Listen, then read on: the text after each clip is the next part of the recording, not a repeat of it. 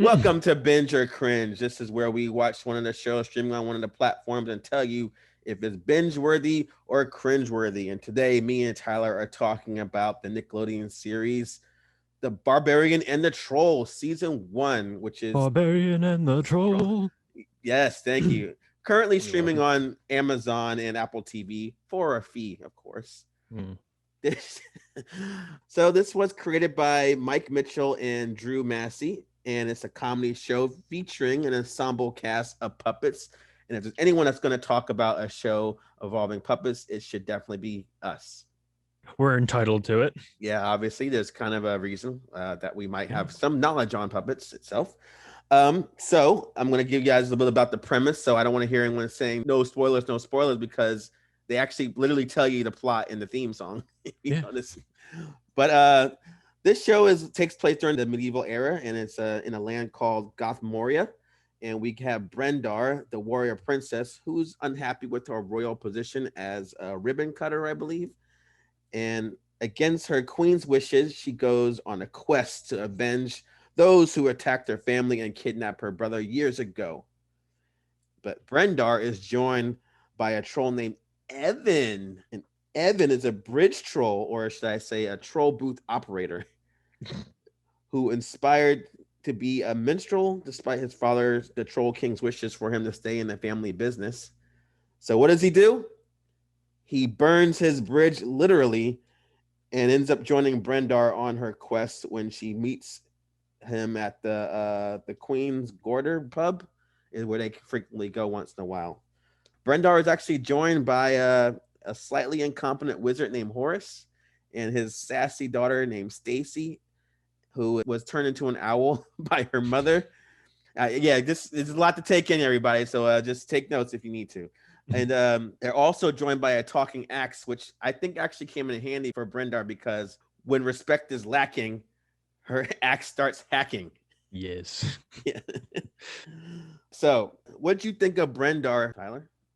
I got like a Red Sonia kind of vibe from her. Like just a she Conan kind of rough and tumble kind of girl. Right. I thought she was kind of bratty though. Did you feel like that? Because she seemed like she's way too full of herself, even though she's supposed to be like a strong and somewhat violent female character for to be inspiring Mhm. for women. But I found it difficult to actually like her because maybe that's the way the character is supposed to be written, but I couldn't like care about her quest because she came off as such a bitch sometimes. Yeah, she's definitely the first barbarian that I can think of in current recollection that keeps to an itinerary. In that one episode where they're like, we can't go see the giant goblet. We have to be at this fire lake by like tonight By Dusk, as they would say. by dusk. But I did like her more than Evan though, because I think his whiny, annoying voice was just irking the shit out of me. How did you feel towards him? It wasn't his voice; it's just kind of his personality. I mean, we do a music show, so I'm not going to harp on him for being a musician, Or lack thereof? yeah, lack thereof. But if you really want to be a good musician, dude, ditch the lute. I know it's like high Hyborian times, but they got violins. Yeah, they got a lot of modern technology taking place in this show that they reference throughout for the humorous sakes. But Yeah. given that, I like the set design. I thought it was great because the world they create, I think, is really both authentic and convincing. Oh yeah, the production value on the sets is like you don't think it's going to be that good with it being the show that was laid out, but it's actually pretty good for a children's show. Yeah, yeah, and they actually have other interesting characters. Could we meet people like Steve the Knight, Got and a Steve on it. yeah, got a couple of gnomes named T Winkle and Wee Tinkle. But my favorite character in the show has to honestly be General Skelly, who's like the evil leader of like the skeleton army, who just can't seem to keep it together. And Uh yeah, the show is littered with like bad puns, just like that one. yeah. But I would say I would compare it to like other puppet action fantasies like the Dark Crystal or Labyrinth, except it's less funnier. So I would say it's more like Game of Thrones without all the incest.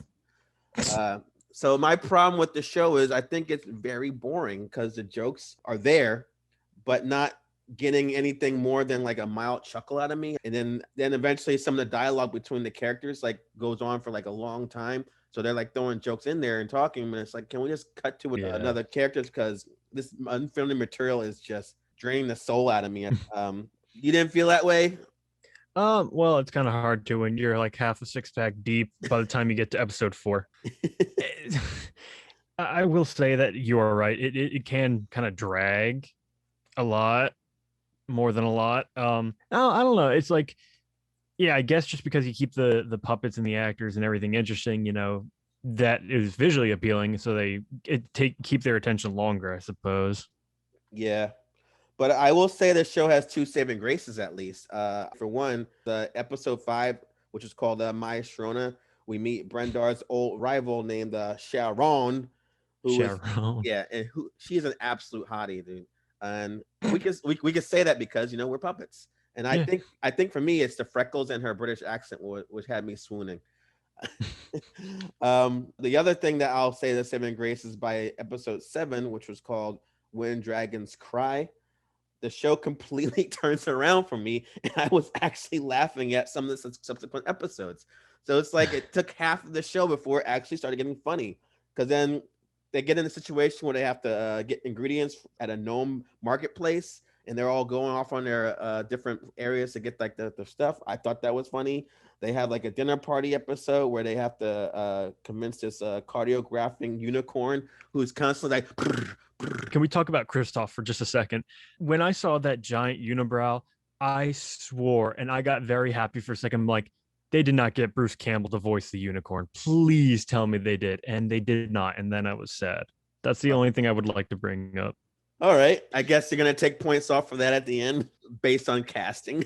But yeah, I like that episode. And I think my favorite was with the ghost possession episode. It's campy and scary at the same time. And I'm like, yeah, this could be actually a good Halloween episode to watch every year. So yeah, I actually started liking this show after a while. It was going into dark territory, and then they turned it around. And actually, the humor is like it's for kids, but it's also a bit adult oriented and dark sometimes, because there's like body parts being removed, characters dying in funny ways, and we have some like lowbrow toilet humor, or should I say, outhouse humor. It's really made for adults at the same time to watch with their children. If they can get past the first like half of the season. Anything else? I guess I'm just going to go here at a little bit of a gush.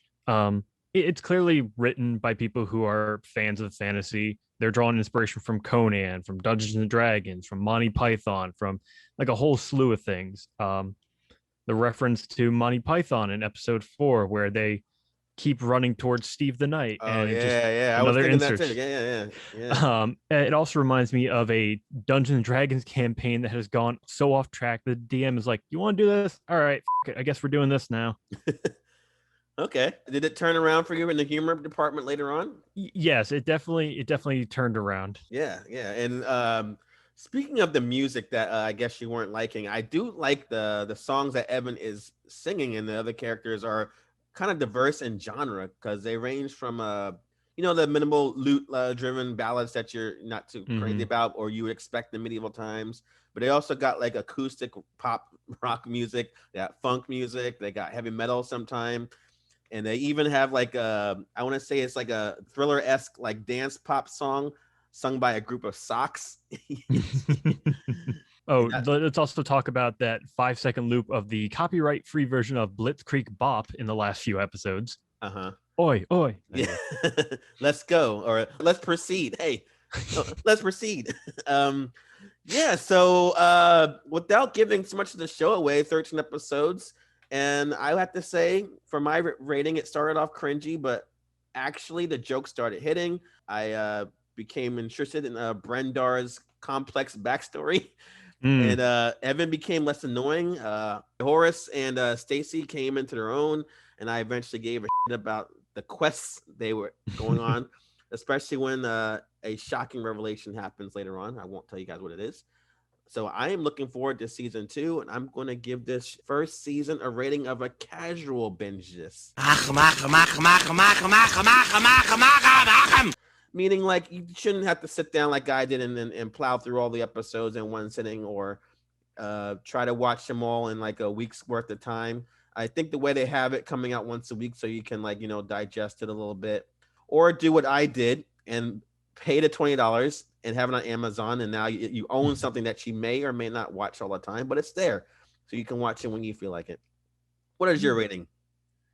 I'm actually going to go with you there and say it's a casual binge. It does have a charm to it. If you can get through the first like 4 or 5 episodes, it does become a little bit better. It does turn around. You just have to slosh through the cringe to get through it. And you know what? I'm interested to see what they do with season 2. Yeah. I have to honestly say it's nice to see our fellow puppets actors in something that's beside the kids' TV show or a horrible R-rated comedy starring Melissa McCarthy.